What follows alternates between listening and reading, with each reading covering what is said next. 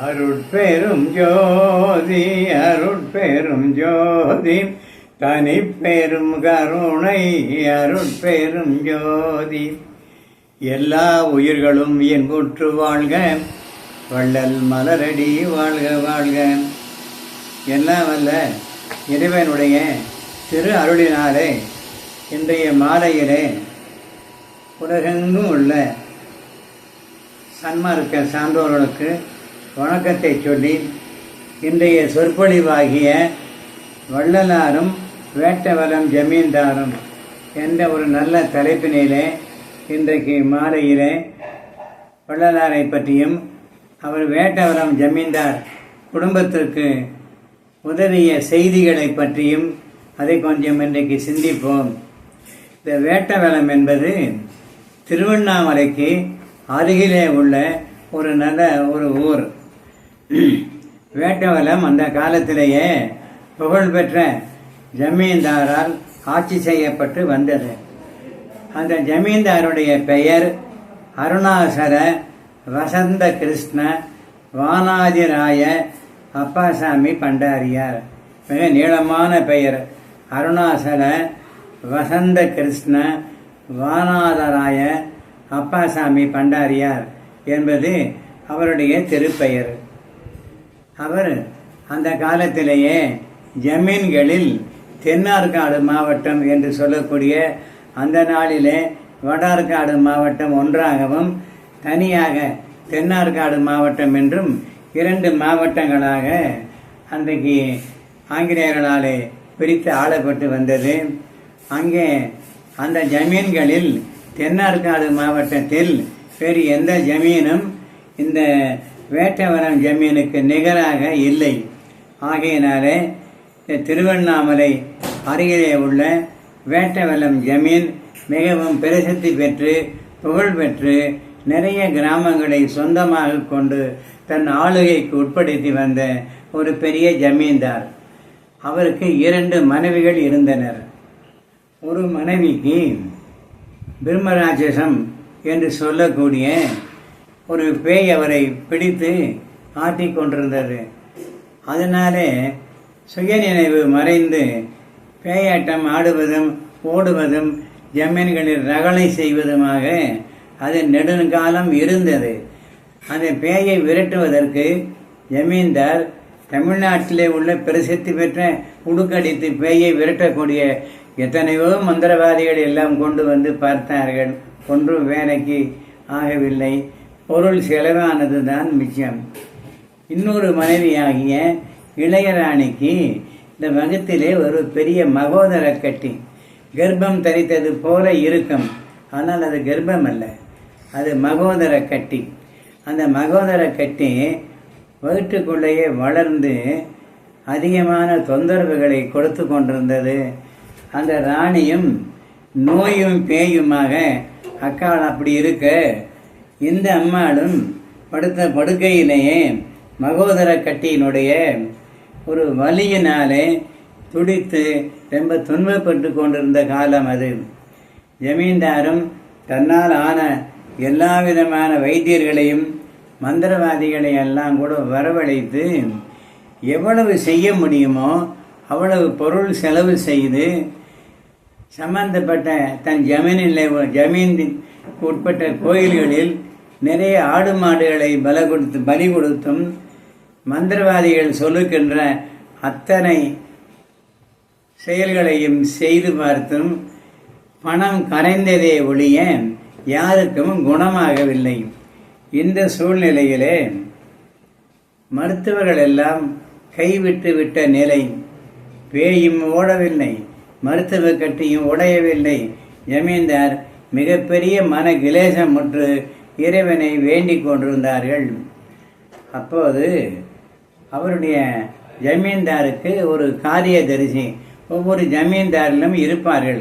அவர்களுக்கு காரியஸ்தர் என்று பெயர். அந்த காரியஸ்தர் பல இடங்களிலே விசாரித்து பார்த்தார். அப்படி பார்க்கும்போது வடலூரிலே ராமலிங்க சாமிகள் என்ற நமது வள்ளலாரை பற்றிய செய்திகளை சேகரிக்கிறார். யாரை போய் கேட்டாலும் இதையெல்லாம் ராமலிங்க சாமிகள் நேரிலே மறைந்தால் ஒரு நொடியிலே பஞ்சாய் பறந்து விடும் ஐயா. அவரை ஏதாவது பணிவாக இருந்து அவரை ஊருக்கு கூட்டிக் கொண்டு வேட்டவலத்துக்கு வாருங்கள், செல்லுங்கள். அங்கே போய் அவர்களுக்கெல்லாம் வேண்டிய அந்த பேயையும் நோயையும் அவர் ஒரு பார்த்த பார்வையிலேயே அதெல்லாம் விலகி ஓடி போகும் என்று வள்ளலாரை நன்கு தெரிந்து கொண்ட சன்மார்க்க அன்பர்கள் அந்த காரியஸ்தரிடத்திலே அதை சொல்லுகிறார்கள். உடனே காரியஸ்தர் வில்வண்டி ஒன்று எடுத்துக்கொண்டு ஜமீன்தாருடைய உத்தரவின் பேரிலே வடலூருக்கு வந்து வள்ளலாரை சந்திக்கிறார்கள். வடலூரில் வள்ளலார் அப்பொழுது அன்பர்களுக்கு மத்தியிலே பிரசங்கம் செய்து கொண்டிருக்கிறார். இந்த சூழ்நிலையில் அது முடியும் தருவாயில் பொறுமையாக காத்திருந்து வள்ளல் பெருமானுக்கு தண்டனிட்டு நமஸ்காரம் செய்து தன்னை அறிமுகப்படுத்தி கொள்கிறார். இதுபோல திருவண்ணாமலைக்கு பக்கத்திலே வேட்டவலம் ஜமீன் இருக்கிறது சுவாமி. அந்த ஜமீனின் அவருடைய பெயர் அருணாசல வசந்த கிருஷ்ண வானராய அப்பாசாமி பண்டாரியார். அவர் மூத்தவர், அவருக்கு இளையவர் ஒரு தம்பியும் இருக்கிறார்கள். இந்த மாதிரி அந்த ஜமீன்தாருடைய ராணிகளுக்கு இப்படிப்பட்ட ஒரு நோய்களும் பேய்களும் அது வருடக்கணக்காக அவங்களை தொந்தரவு செய்கிறது. ஜமீன்தார் எவ்வளவோ பொருள் செலவு செய்து பார்த்தும் ஒன்றுமே நடக்கவில்லை. தங்களை பற்றி அன்பர்கள் சொன்னார்கள். நான் ஜமீன்தாரிடத்தில் உங்களை பற்றி சொன்னேன். அவர் மிகவும் ஆவலாதியோடு தங்களிடத்திலே சென்று ஜமீனில் ஏற்பட்டக்கூடிய இந்த நிலைமையை எடுத்து சொல்லி தங்களை ஜமீனுக்கு அழைத்து வரும்படியாக எனக்கு உத்தரவிட்டார்கள். ஆகையினாலே தாங்கள் அருள் கூர்ந்து எங்கள் வேட்டவலம் ஜமீனுக்கு அவசியம் வர வேண்டும் என்று கைகூப்பி கேட்டுக்கொண்டு அழுத கண்ணும் தொழுத கையுமாக நின்றார்கள். இரக்கமே உருவான வள்ளல் பெருமான் அதையெல்லாம் கேட்டுக்கொண்டு சரிங்கானும் அடுத்த வாரத்திலே ஒரு நாள் நாம் அங்கே வருவோம், சென்று ஜமீன்தார் இடத்திலே சொல்லுங்கள், யாதொன்று பற்றியும் கவலைப்பட வேண்டாம், எல்லாம் வல்ல இறைவனுடைய அருளினாலே எல்லாம் சரியாகும் என்று சொல்லி அவருக்கு அனுப்பி வைக்கிறார்கள். காரியஸ்தரும் ஜமீன் வேட்டவலத்துக்கு வந்து சேருகிறார். நடந்த செய்திகளை ஜமீன்தாரிடத்திலே ஒன்று விடாமல் சொல்லுகிறார். ஊரிலே வடலூரில் அவர் தங்கியிருக்கக்கூடிய கருங்குடி இல்லத்தில் மற்றும் உள்ள கிராமங்களில் உள்ள மக்கள் அத்தனை பேரும் வள்ளலாரை கண்கண்ட கடவுளாகவே மதிக்கிறார்கள். அப்பேற்பட்ட ஒரு அருளாளர் நிறைய அதிசயங்களை செய்திருக்கிறார். மழை இல்லாத வறண்ட காலத்திலே பெய்யாத பெருமழையை தன்னுடைய காலிலே 2 செம்பு தண்ணீரை விட சொல்லி அந்த பெருமழையை ஒரு அரை மணி நேரத்திலே பெய்யும்படி செய்திருக்கிறார்கள். தீராத நோய்களை எல்லாம் கருங்குடி இல்லத்திலே இருந்து கொண்டு குன்மம், குஷ்டம் முதலிய மோசமான நோய்களை, உயிருக்கு உலை வைக்கும் நோய்களை கூட ஒரு விபூதி பொட்டலம் கொடுத்து தண்ணீரிலே குழைத்து சாப்பிடும் ஐயா, சரியாகி போய்விடும் என்று சொன்னால் அது அதே மாதிரி அந்த அன்பர் செய்த உடனே 3-4 நாட்களிலே கூட குஷ்டம் கூட தீர்ந்திருக்கிறது, குன்ம நோய் தீர்ந்திருக்கிறது, கண் நோய் போயிருக்கிறது. உடம்பிலே உள்ள சகல வியாதிகளும் அது எதுவாக இருந்தாலும் சரி, கடலூர் மாவட்டத்து மக்கள் எல்லாம் இதை கேள்விப்பட்டு கருங்குடி இல்லத்துக்கு கூட்டமாக வந்து இந்நோயை தீர்த்து கொண்டு செல்கிறார்கள். இப்பேற்பட்ட அருளாளர் நம்முடைய ஜமீனுக்கு வந்தால் அம்மா அவர்களுக்கு, ராணி அவர்களுக்கு ஒரு சொஸ்தம் உண்டாகும், எனக்கு திடமாக நம்புகிறேன் என்று அங்கே விசாரித்து அறிந்து கொண்ட அந்த செய்திகளை எல்லாம் ஜமீன்தாருக்கு சொல்லுகிறார். அவருக்கு மனசிலே ஒரு மகிழ்ச்சி உண்டாகிறது, ஏதோ நல்ல காலம் நமக்கு பிறந்திருக்கிறது என்று எண்ணுகிறார். இந்த சூழ்நிலையில் ஒரு வாரம் பொறுத்து சுவாமிகள் வருகிறேன் என்று சொன்ன அந்த நாளும் வந்தது. சுமார் காலையிலே ஒரு 8 மணி அளவிற்கு நாம் இங்கே வருவோம் என்று சொல்லி அனுப்பிய பிரகாரம் வள்ளல் பெருமான் வேட்டவலம் ஜமீனுக்கு வந்து விட்டார். ஊரெல்லாம் அலங்காரம் செய்து வைக்கப்பட்டிருக்கிறது. சாமிகளுக்கு வரவேற்பு பண்ணுவதற்கு வேண்டிய ஏற்பாடுகள் எல்லாம் செய்திருக்கிறார்கள். இந்த நிலையில் அந்த ஜமீன்தாருக்கு மனசிலே ஒரு சந்தேகம் வந்தது. ஆனானப்பட்ட மந்திரவாதிகள், பெரிய பெரிய வைத்தியர்கள், இவர்களெல்லாம் கூட தீர்க்க முடியாத இந்த நோயையும் பேயையும் மகோதர கட்டியையும் இவர் தீர்த்து விடுவார் என்று நம்பிக்கை இருக்கிறது. இருந்தாலும் எனக்குள்ளே ஒரு சந்தேகம் இருக்கிறது. அதை தெளிவு செய்து கொள்ளலாம் என்று நினைத்து அந்த நடுவன் உள்ள மண்டபத்தில் 2 ஆசனங்களை அவர் போட சொல்லுகிறார். உள்ளே தான் மறைவாக இருந்து கொண்டு என்ன நடக்கிறது என்று பார்க்கலாம் என்ற நினைப்போடு தான் மனசிலே ஒரு ஆசனத்தை நினைத்து கொள்கிறார். அதாவது நம்பர் 1 அல்லது 2 என்று 2 ஆசனங்கள் போடப்பட்டிருக்கிறது. 1 என்று ஒரு மனதிலே நினைத்திருக்கிற அந்த குறிப்பிட்ட ஆசனத்தில் வருகின்ற சுவாமிகள் அமர்ந்தாரையானால் அவரை நாம் ஏற்றுக்கொள்ளலாம். இல்லாவிட்டால் அடுத்த சேரிலே போய் அமர்ந்தாரையானால் ஏதோ கை செலவுக்கு பணத்தை கொடுத்து அனுப்பி வைத்து விடலாம் என்று மனதிலே எண்ணிக்கொண்டு 2 ஆசனங்களை போடும்படி செய்துவிட்டு இவர் உள்ளே 2வது அறையில் அவருக்கும் தெரியாதபடிக்கு அவரை கவனித்து கொண்டு இருக்கிறார்கள். இந்த சூழ்நிலையில் வள்ளல் பெருமான் யாரும் எதிர்பாராத வண்ணமாக வேட்டவலம் ஜமீனுக்கு உள்ளே ஏற்கனவே போனவர் போல வழிகளெல்லாம் யாரிடத்திலேயுமே கேட்காமல் அவர் பாட்டுக்கு மளமளவை என்று ஜமீன்தாருடைய வாசற்படியிலே நின்று வலது காலை எடுத்து உள்ளே வைத்து நுழைகிறார்கள்.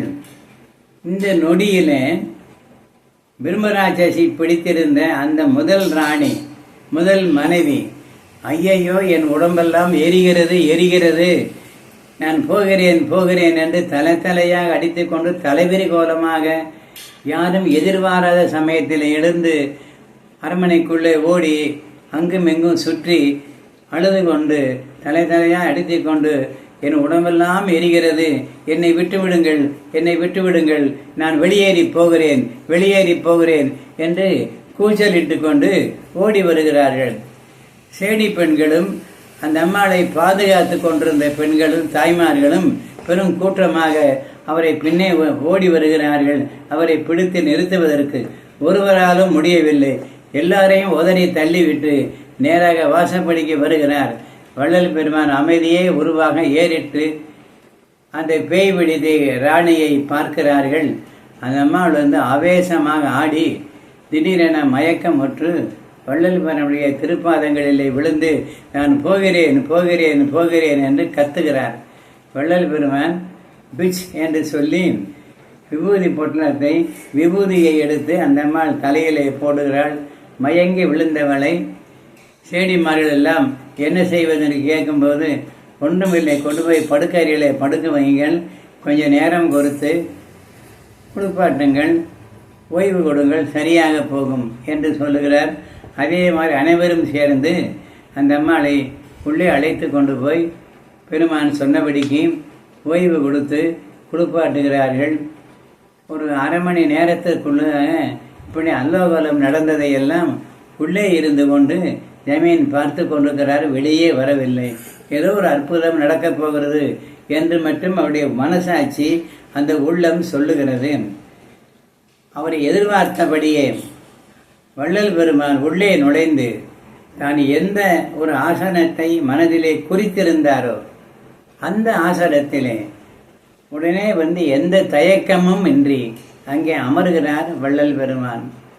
உடனே உள்ளே இருந்து ஓடி வந்த ஜமீன்தார் வள்ளலாரின் பாதங்களிலே சரணம் சரணம் சரணம் சாமி காப்பாற்றுங்கள் என்று அப்படியே காலிலே விழுந்து வணங்குகிறார்.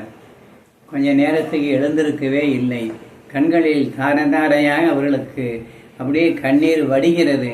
என் கண்கண்ட தெய்வமே, என் சுவாமியே, என் கலிதீர்க்க வந்த என் அப்பனே, வள்ளல் பெருமானே, நான் என்ன செய்வேன்?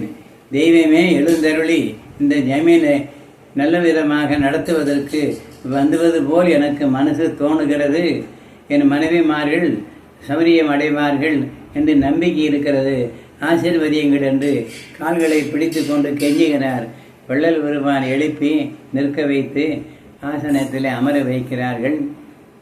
இந்த சூழ்நிலையிலே வள்ளல் பெருமான் அவரிடத்திலே சொல்லுகிறார், எல்லாம் செயல்கூடும் என்னான எம்பலத்தை எல்லாம் வல்லான்றனையே ஏற்று எல்லாம் வல்ல இறைவனுடைய அருட்பெருஞ்சோதி ஆண்டவருடைய அருளினாலே உங்களுக்கு இது தொடங்கி நல்ல காலம் பிறந்திருக்கிறது, யாதொன்று பற்றியும் அஞ்சேல் என்று சொல்லி ஆறுதலாக பேசி கொண்டிருக்கிறார்கள். பின்னாடியே தன்னுடைய இரண்டாவது மனைவிக்கு இந்த மகோதர கட்டி இருக்கிற செய்தியையும் வள்ளல் பெருமான் சொல்லுகிறார். ஜமீன்தார் சொல்லுகிறார். அதை கேட்டுக்கொண்டிருந்த வள்ளல் பெருமான் அந்த அம்மாளை அழைத்து கொண்டு வர சொல்லுகிறார்கள். கை தாங்கலாக 2-3 சேடி பெண்கள் இளையராணியை அழைத்து கொண்டு வருகிறார்கள். குழந்தை தாட்சியை போல வகுறு பெருசாக வீங்கி இருக்கிறது. அது மகப்பேருக்கு உண்டான தாய்மை அடைந்த அடையாளம் அல்ல. வகுறு பெருசாக மகர கட்டியானது வகுத்துக்குள்ளே அப்படி ஒரு தோட்டம் கொடுக்கிறது போலியாக. வள்ளலார் ஏறித்து பார்க்கிறார். தன்னுடைய விபூதி பையிலிருந்து கொஞ்சம் விபூதியை எடுத்து அந்த அம்மாள் மேலே போட்டு இன்னொரு சிட்டிகை விபூதி எடுத்து தண்ணீரிலே கலந்து வள்ளல் பெருமான் பீச் என்று சொல்லி வழக்கமாக சொல்லக்கூடிய அந்த மந்திர உபாசன வார்த்தையை சொல்லி இந்த தண்ணீரை அருந்தும்படி செடிகளிடத்திலே கொடுக்கிறார்கள். அதை அவர்கள் ராணியம்மாளுக்கு கொடுக்க அந்த அம்மாளும் அதை அருந்துகிறார். சிறிது நேரத்திலே போய் ஓய்வெடுங்கள், இன்றும் நாளையும் இந்த கட்டி அநேகமாக நாளையோ இன்றோ உடைந்துவிடும், யாதொரு விதமான உபத்திரமும் வராது. இதோடு இந்த கட்டி இரத்த ரத்தமாக ஆசன வாய்களிலே அங்கும் இங்கும் எல்லாம் வெளிப்படும், யாதொன்றும் அஞ்ச வேண்டாம் என்று சொல்லி அதற்கு வேண்டிய யோசனைகளையும் சொல்லி சேடிமார்களை உள்ளே அந்த அம்மாளை அழைத்து கொண்டு போக சொல்லுகிறார்கள். அவர்கள் சொன்னபடியே அன்றைக்கு இரவு அந்த கட்டி உடைந்து விடுகிறது. எந்த விதமான தொந்தரவும் இல்லாமல் அதை சுத்தமாக்கி விட்டு மறுநாள் கொஞ்ச நேரத்திலே நான் புறப்பட்டு சென்று வருகிறேன் என்று விடை கேட்கிறார்கள். அவருக்கு ஜமீன்தாருக்கு வள்ளல் பெருமானை அங்கே இவ்வளவு சீக்கிரம் அனுப்புவதற்கு மனம் வரவில்லை. ஆகையினாலே அவர் ஒரு வேண்டுகோள் வைக்கிறார். 1 நாள் 2 நாள் தங்கியிருந்து அடியேனை கௌரவிக்க வேண்டும். கண்கண்ட தெய்வமாக தாங்கள் வந்திருக்கிறீர்கள், உங்களை உடனே திருப்பி அனுப்புவதற்கு எனக்கு மனமில்லை. என் கோரிக்கையை ஏற்றுக்கொண்டு 1 நாள் தங்கியிருக்க வேண்டும் என்று அன்போடு கேட்கிறார். வள்ளலாரும் ஒப்புக்கொள்கிறார். அதன் பிறகு அந்த மகோதர கட்டி உடைந்து அந்த அம்மாளும் சொஸ்தமாகி 1 நாள் ஆகிவிட்டது. மறுநாளும் ஜமீன்தார் வள்ளல் பெருமானுக்கு வேண்டிய உபசரணை செய்து, என்னுடைய ஜமீனிலே நிறைய நெல் விளைகிறது, தங்கள் தர்மசாலைக்கு நான் நெல்லை அனுப்புகிறேன், மாதம் அனுப்புகிறேன் என்று ஒரு கோரிக்கை வைக்கிறார். வள்ளல் பெருமான் சிரித்து கொண்டே சொல்லுகிறார், வேண்டாம் ஐயா, அந்த தர்மசாலையானது சந்திர சூரியர் உள்ள வரைக்கும் நடக்கும். அங்கே பலரும் வருகிறார்கள். அந்த பலரும் சேர்ந்து செய்கின்ற அந்த புண்ணியம், அந்த தர்மம், அந்த அன்னதானமானது எல்லோரும் அந்த புண்ணியத்தை பாகம் செய்து கொள்ள வேண்டும். தனி ஒருவராக உங்களுக்கு மட்டும் உங்கள் நிலத்திலே விளைகிற நெல்லை எல்லாம் நான் வாங்கி அங்கே அவளுக்கு அரிசியாக அது சரி பண்ணி அதை போட்டால் நல்லது தான், அந்த புண்ணியம் மொத்தமும் உங்களுக்கு கொடுக்க இயலாது என்று சிரித்து கொண்டே சொல்லி, ஒரு நேரங்காலம் வரும்போது உங்களிடத்தில் என்ன தேவையோ அதை நான் பிறகு தெரிவிக்கிறேன், இப்பொழுது வேண்டாங்கானம் என்று சொல்லி அதை பக்குவமாக நிறுத்தி விடுகிறார். ஏனென்றால் வள்ளல் பெருமான் நோக்கம் என்னவென்றால், அநேகருமாகிய சாதாரண நம்முடைய நாமாகிய இந்த பாவ ஜென்மங்களாகிய மக்கள் அநேக பாவங்களை தெரிந்து செய்த பாவங்கள், தெரியாமல் செய்த பாவங்கள், அகந்தையால் செய்த பாவங்கள், ஆணவத்தால் செய்த பாவங்கள் நிறைய செய்திருக்கிறோம். இவைகள் எல்லாம் கழிய வேண்டுமானால் ஒரு மனிதனுக்கு தான் செய்த பாவங்கள் எல்லாம் தீர வேண்டும் என்றால் பசித்த ஜீவன்களுக்கு அன்ன விரயம் என்று சொல்லக்கூடிய அன்னதான பணி செய்வதே முக்கியமானது. ஈ எறும்பு முதல் கொண்டு எல்லா உயிர்களுக்கும் பசி பொதுவானது. ஆகவே அவைகளுக்கு தகுந்த மாதிரி குறைந்தபட்சம் எறும்புகளுக்கு சர்க்கரை போடுவது கூட ஒரு தர்மம்தான். யார் யாருக்கு எது எது சாத்தியப்படுமோ அந்த அளவுக்கு அவரவர்கள் பசியாகி உள்ள ஜீவன்களுக்கு பசி நீக்கம் செய்வதே கடவுள் வழிபாடு. கோயில் குளங்களுக்கு சென்று அங்கே உள்ள விக்கிரகங்களுக்கு ஆராதனை செய்வது, அங்கே உள்ளவர்களுக்கு சாப்பாடு போடுவது இரண்டாம் பட்சம். தானே தன்னுடைய மனசாட்சிக்கு விரோதம் இல்லாமல் பசியுள்ள ஜீவர்களுக்கு தேடி சென்று பசி நீக்கி விற்பது மேலான தர்மம். அந்த உத்தமமான தர்மம் ஒன்றே எல்லா குடியான மக்களுக்கும் எல்லா பொதுமக்களுக்கும் அது நிறைந்த ஒரு நற்பலனை கொடுக்கக்கூடியது. தொடர்ந்து தர்மத்தை செய்கின்றவர்களுக்கு உபகார சக்தி என்ற ஒரு சக்தியானது உள்ளத்திலே உற்பத்தியாகும். அந்த உபகார சக்தி பெருக பெருக தன்னிடத்திலே உள்ள குற்றங்குறைகள் எல்லாம் மறைந்து நிறை அருளை பெறுவதற்கு ஒரு ஆர்வம் உண்டாகி தொடர்ந்து அந்த தர்மத்தை செய்து வந்தால் அந்த உபகார சக்தியானது அவருக்கு அவர் அருளை கொடுக்கிறோம். அந்த அருள் ஊற்றத்தினாலே அந்த உபகார சக்தியினுடைய ஒரு அருமையினாலே நித்தமும் பசியாற்றி விட்டு வரக்கூடிய அனைவரும் ஒரு நல்ல பலன்களை, குடும்பத்திலே சுபிட்சத்தை, நோய் நொடி இல்லாத ஒரு வாழ்க்கையை அனைவரும் பெற்று சுபிட்சமாக வாழ்வார்கள். அவர்கள் வேறு எந்த விதமான ஒரு வழிபாடும் செய்ய தேவையில்லை. தர்மம் செய்வது, ஏழைகளுக்கு பசியாற்றுவது என்பதையே ஒரு விரதமாக கொண்டிருக்கக்கூடிய சம்சாரிகளுக்கு, பொதுமக்களுக்கு இடி மின்னல் முதலிய இயற்கை உபாதங்கள் கூட அவர்களை ஒன்றும் செய்யாது. அப்படிப்பட்ட அபூர்வமான பலன்களை கொடுக்கக்கூடியது. ஏனென்றால் கடவுள் வெளியே இல்லை, அது பஞ்சபூத சக்தியாக இருக்கிறது. கோயில் குளங்களிலே உள்ள அந்த பொம்மைகள், அந்த கடவுள்கள், அது கல்லானாலும் மண்ணானாலும் எதனால் செய்யப்பட்ட சிலையாக இருந்தாலும் அந்த சிலைகளுக்கு உயிர் இல்லை. அது எழுந்து நடக்காது, ஓடாது, பேசாது, இருந்த இடத்திலேயே இருக்கும். ஆனால் நடமாடும் ஜீவனாகிய இந்த தெய்வம் உள்ளே இருக்கக்கூடிய உயிருள்ள பேசுகின்ற மனிதர்களால் உண்மையான கடவுள்கள். உள்ளந்தான் பெருங்கோயில், ஊனுடம்பு ஆலயம், இந்த கள்ள புலன் ஐந்தும் காளான் மணிவிளக்கு என்றெல்லாம் திருமூல பெருமான் அதை விளக்கமாக விவரமாக சொல்லி இருக்கிறார்கள். ஆகவே பொதுமக்களாகிய நீங்கள் தர்மசாலைக்கு வாருங்கள். பசித்த ஜீவர்களுக்கு அன்னமிடுவதற்கு உங்களால் இயன்றதை செய்யுங்கள். அந்த புண்ணியத்தை நீங்கள் பெற்றுக்கொள்ளுங்கள் என்றெல்லாம் மக்களுக்கு வள்ளல் பெருமான் ஆங்காங்கே உபதேசம் செய்து வந்தார்கள். அதன்படியே இன்று வரைக்கும் எல்லா சங்கங்களும் பசி நீக்கி வைக்கக்கூடிய இந்த அன்னதானத்தை பிரதானமாக எடுத்துக்கொண்டு செய்து வருகிறார்கள். இதற்கு ஒரு முன்னோடியாக நாம் தர்மசாலையை எடுத்துக்கொள்ள வேண்டும். இன்றைக்கும் சங்கங்களிலே சாப்பிடுவதற்கு முன்பாக, அதாவது ஒரு சொற்பொழிவு முடிந்த உடனே அடுகளிலிருந்து எல்லா உணவுகளையும் கொண்டு நேராக வள்ளலார் படத்துக்கு முன்பாகவோ சிலைகளுக்கு முன்பாக வைத்து கோயில்களிலே நைவேத்தியம் செய்வது போல அந்த பழக்கத்தை வைத்து கொண்டிருக்கிறார்கள். சத்திய தர்மசாலை தொடங்கிய நாளிலிருந்து இன்றைக்கு வரைக்கும் அங்கே ஆக்குகிற உணவை கொண்டு தர்மசாலையிலே உள்ள ஞான சிங்காதர சூனிய பீடம் என்று சொல்லக்கூடிய வள்ளல் பெருமானை எழுந்தருளி இருக்கிறார் என்று நாம் நம்பக்கூடிய அந்த இடத்திலே தர்மசாலையிலே அபிஷேக ஆராதனை செய்வதில்லை. இந்த பாவனைகள் எல்லாம் கோயில் வழிபாட்டு ஐதீகத்தோடு ஆரியர்களால் கொண்டு வரப்பட்டது. ஆகையினாலே அது வேண்டியதில்லை. அப்படி செய்வது வள்ளலார் கொள்கைக்கு முரணானது.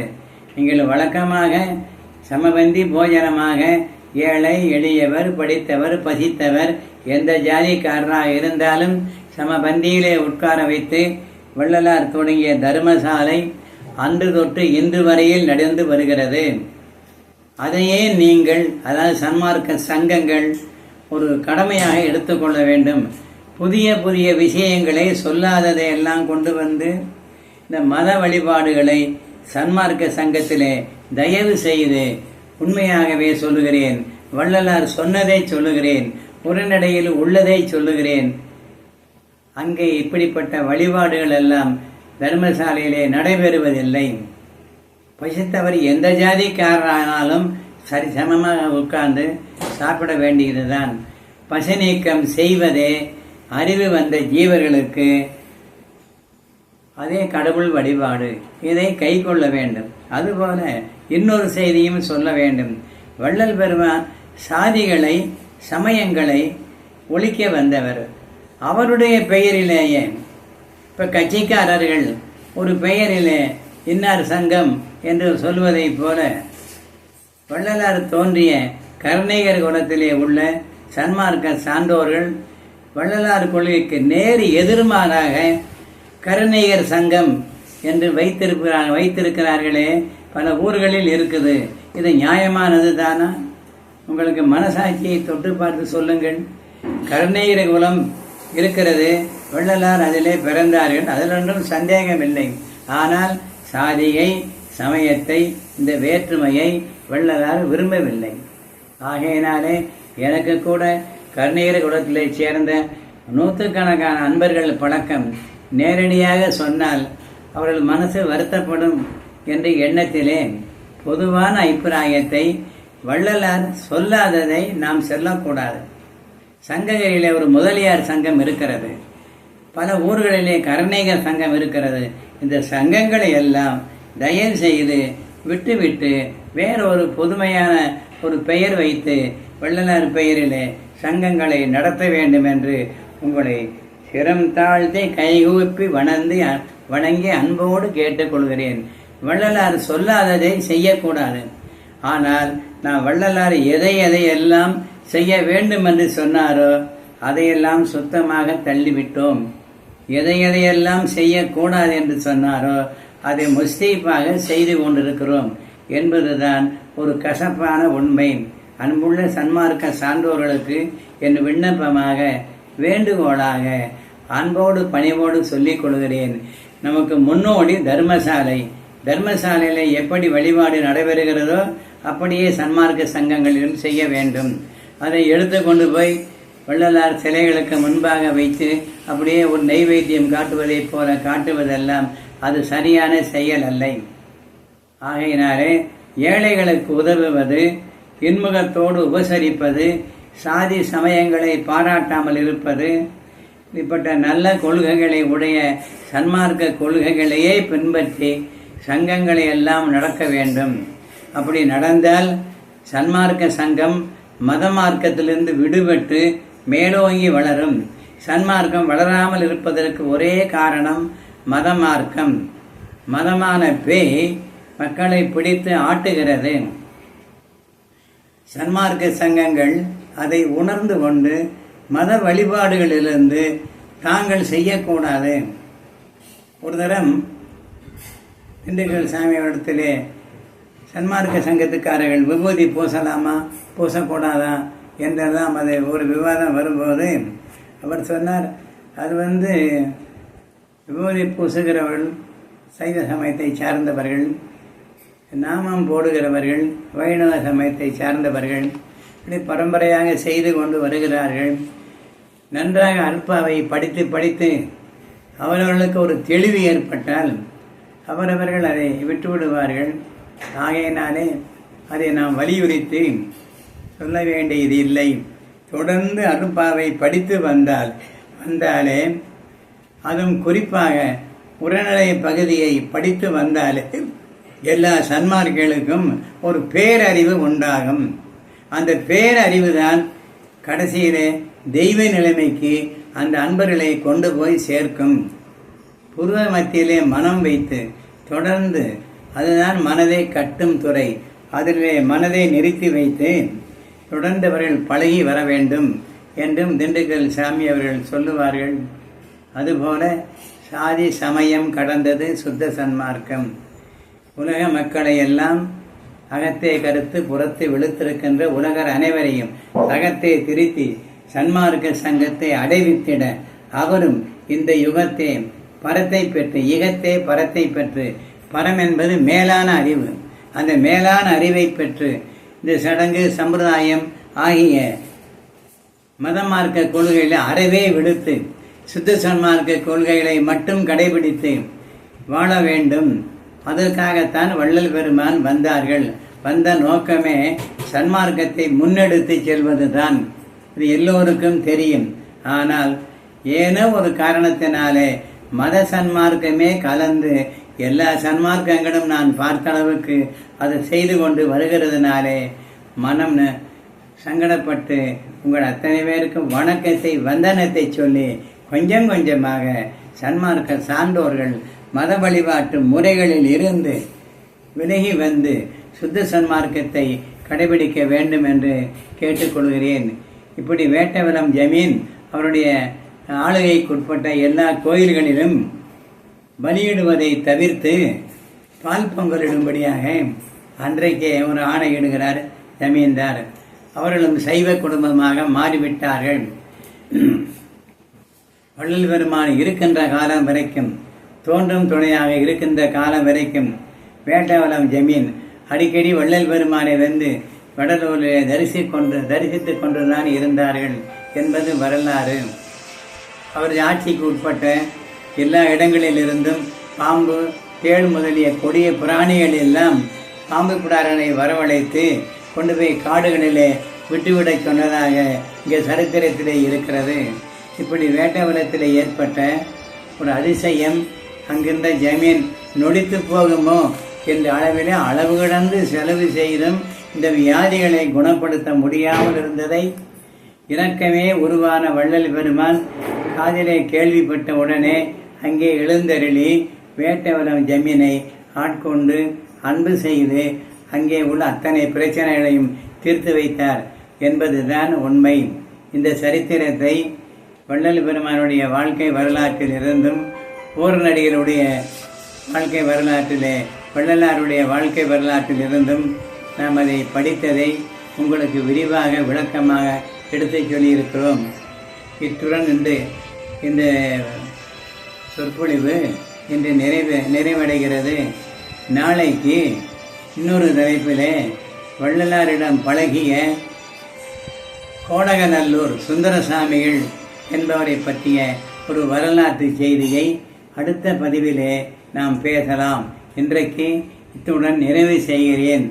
அருட்பெரும் ஜோதி அருட்பெரும் ஜோதி தனிப்பெரும் கருணை அருட்பெரும் ஜோதி எல்லா உயிர்களும் இன்புற்று வாழ்க, வள்ளல் மலரடி வாழ்க வாழ்க. நன்றி, வணக்கம்.